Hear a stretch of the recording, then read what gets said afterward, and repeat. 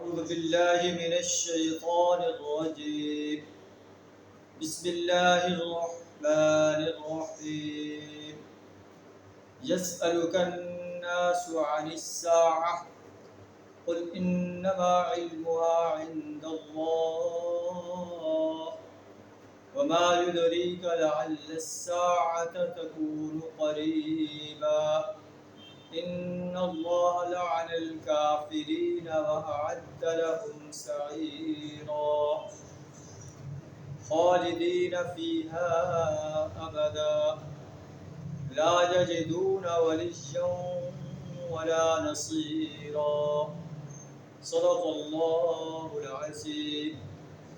سورہ الاحزاب آیت نمبر 63 تا 65 آپ کے سامنے تلاوت کی. ان کا ترجمہ کچھ اس طرح ہے: یسألک الناس عن الساعہ، لوگ آپ سے قیامت کے بارے میں پوچھتے ہیں کہ قیامت کب آئے گی. قل انما علمها عند اللہ، اے نبی صلی اللہ علیہ وسلم آپ کہہ دیجئے قیامت کا علم تو اللہ کے پاس ہے. وما یدریک لعل الساعة تکون قریبا، تمہیں کیا خبر کہ شاید وہ قریب آ لگی. جیسے سورہ انبیاء میں اقترب للناس حسابهم وهم في غفلة معرضون، انسانوں کے حساب کا وقت قریب آ لگا ہے اور وہ غفلت میں پڑے ہوئے ہیں، اعراض کر رہے ہیں. ان اللہ لعن الکافرین واعد لهم سعیرا، بے شک اللہ نے کافروں پر لعنت کی اور ان کے لیے آگ تیار کر رکھی. خالدین فیہا، جس میں وہ ہمیشہ ہیں. لا یجدون ولیا ولا نصیرا، وہاں کوئی نہ حمایتی پائیں گے نہ کوئی مددگار پائیں گے.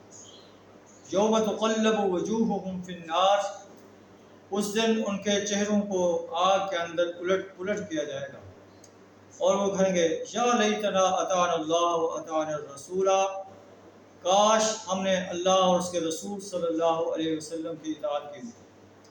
لیکن اس وقت ان کا یہ خواہش کرنا ان کے لیے بے سود ہوگا، نافع نہیں ہوگا.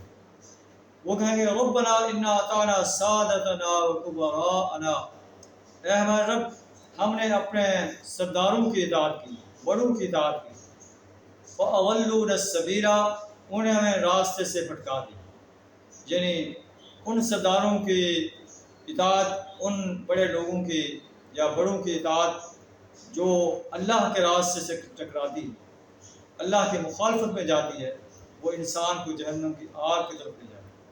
ہم بھی اپنے گریبان میں جھانکیں کہ ہم جو ہے کیا اپنے ایسے سرداروں کی، اپنے ایسے بڑوں کی اطاعت تو نہیں کر رہے جو اللہ کے احکامات سے ٹکراتی ہیں، جو لوگ جو ہے اللہ کے باغی ہیں، اللہ کے سرکش ہیں، زانی اور شرابی ہیں، قبضہ مافیا والے ہیں، اللہ کے نظام کے مقابلے میں باطل نظاموں کو سپورٹ کرنے والے ہیں.